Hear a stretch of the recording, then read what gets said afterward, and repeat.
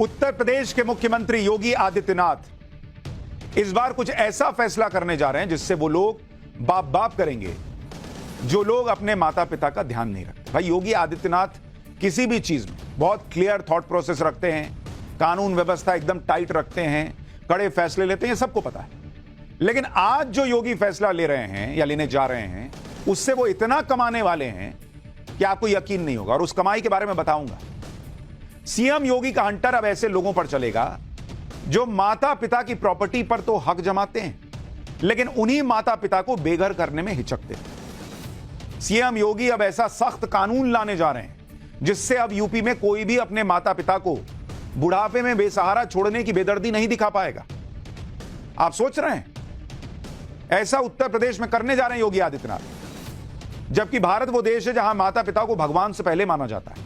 हमारे यहां माता पिता के लिए पूजनीय जैसे शब्दों का इस्तेमाल होता है, लेकिन एक सच्चाई यह भी है कि भारत में बहुत से बुजुर्ग माता पिता की स्थिति बहुत खराब है। भाई उनके बच्चे बुढ़ापे में आकर उनकी देखभाल करना बंद कर देते हैं, खाली प्रॉपर्टी से मतलब रह जाता है।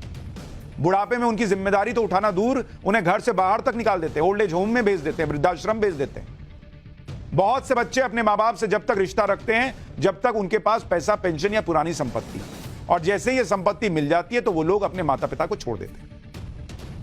लेकिन बॉस, यूपी में अब ऐसे लोगों की खैर नहीं है जो अपने माता पिता के साथ ऐसा गलत व्यवहार करते हैं, क्योंकि योगी आदित्यनाथ सरकार ऐसा सख्त कानून लाने जा रही है जिसमें माता पिता के साथ बुरा व्यवहार करने वाले बच्चों को उनकी संपत्ति से ही बेदखल किया जा सकता है।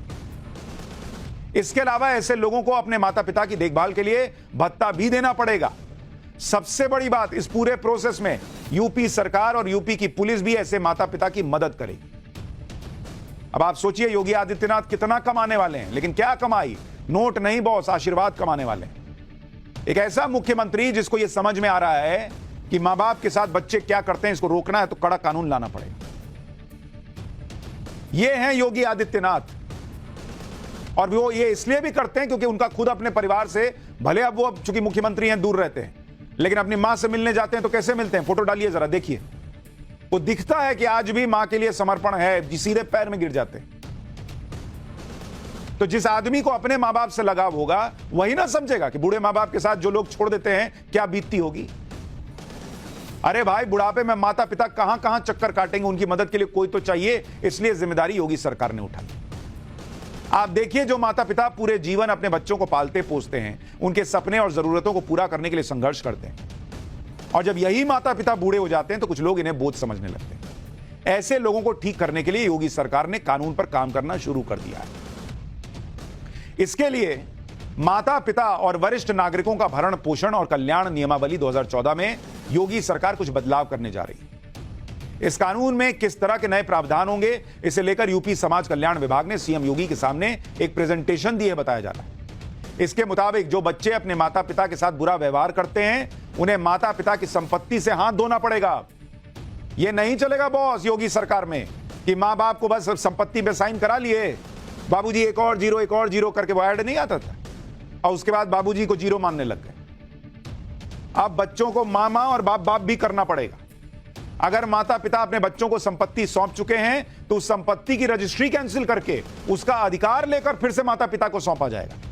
भाई कई बार मां बाप प्यार में कर दिए, बाद में बच्चे का रूप पता चलता है कि अरे ये तो गजब ही निकला यार, ये तो हमको पूछ ही नहीं रहा है, लेकिन तब तक तो रजिस्ट्री हो जाती है। अब योगी सरकार ला रही है नियम कि रजिस्ट्री कैंसिल करो, मां बाप को वापस दे देंगे। यानी जो बच्चे मां बाप से अपने नाम वसीयत कराने के बाद उन्हें अकेला छोड़ देते हैं वो अब ऐसा नहीं कर पाएंगे। हालांकि ये सारे अधिकार केंद्र के कानून माता पिता और वरिष्ठ नागरिकों का भरण पोषण एवं कल्याण अधिनियम 2007 में दिए गए हैं, लेकिन योगी सरकार इस कानून को आसान तरीके से लागू करवाने पर अब काम कर रही है, जिसमें बुजुर्ग माता पिता अपने बच्चों को 30 दिन के अंदर अपनी संपत्ति से बेदखल भी कर सकते हैं। इसमें संबंधित विभाग की जिम्मेदारी तय की जाएगी, और सबसे बड़ी बात, इस पूरी प्रक्रिया में यूपी पुलिस भी बुजुर्ग मां बाप की मदद करेगी। अब तक माता पिता को अपने ही स्तर पर यह सारे काम करने पड़ते थे, इसमें एक जगह से दूसरी जगह चक्कर काटने पड़ते थे, लेकिन अब यूपी में ऐसा नहीं होगा। इस कानून के आने के बाद वो बच्चे संभल जाएंगे जो अपने माता पिता को बोझ समझते हैं और उनकी संपत्ति हथियाने के बाद साइड कर देते हैं।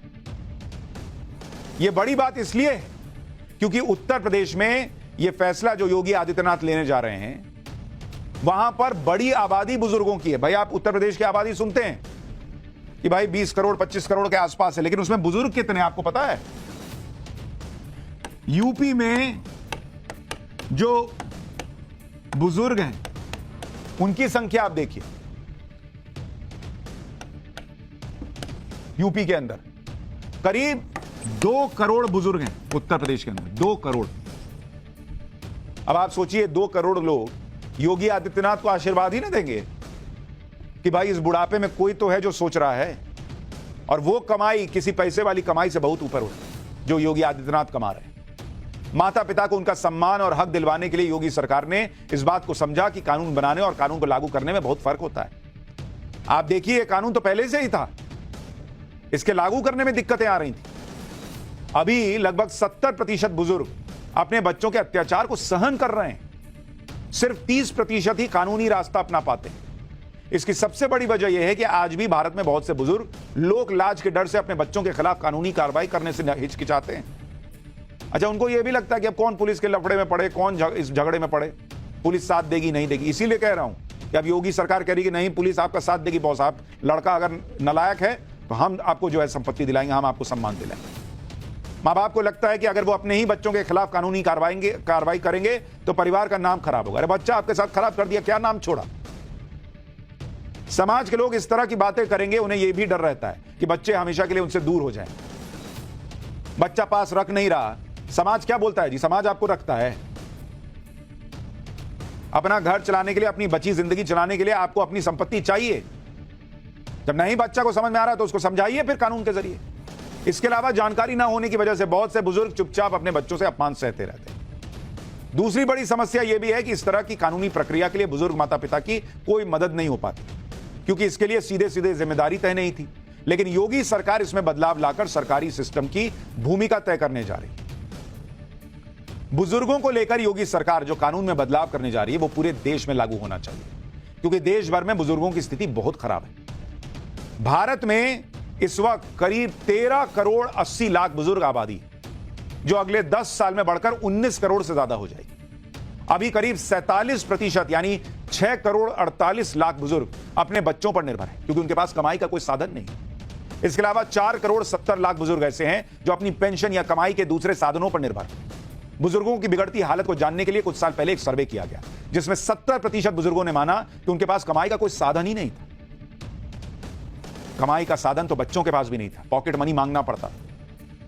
लेकिन मां बाप, अरे मेरा बाबू, अरे मेरा सोना करते थे। और जब मां बाप के पास कमाई का साधन नहीं रह जाता है तो वो बोझ बन जाते हैं। सम्मान से जीने की उम्मीद में 36% बुजुर्गों ने कहा कि वो बुढ़ापे में भी काम करना चाहते हैं। 40% बुजुर्गों ने कहा कि वो जब तक हो सके काम करना चाहेंगे ताकि अपने परिवार में सम्मान के साथ जी सके। एक सर्वे के मुताबिक देश भर के 40% बुजुर्ग अपने परिवार के व्यवहार के चलते डिप्रेशन में। 10% लोगों ने माना कि उनके बेटे और बहू ने उनके साथ मारपीट तक की।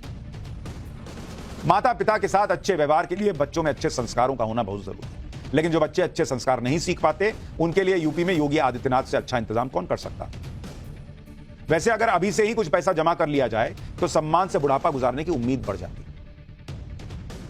मैं आपको समझाता हूं कि किस तरह एक छोटी सी बचत आपका बुढ़ापा आसान बना सकती है। मान लीजिए आपकी उम्र 25 साल है और निवेश की रकम 5,000 रुपए प्रति महीने और 60 साल तक की उम्र तक आप निवेश करते हैं तो कुल निवेश 21 लाख का होता है, लेकिन 60 साल बाद करीब 8% के रिटर्न पर 28 लाख रुपए मिलते हैं। ये रिटर्न आपको हर महीने या हर साल में लेना है, यह आप पर निर्भर करता है। आप चाहें तो अपनी कमाई के आधार पर अपनी सेविंग बढ़ा सकते हैं, लेकिन कुछ ना कुछ सेविंग जरूर कीजिए। लेकिन इतना जरूर है कि योगी आदित्यनाथ के इस फैसले के बाद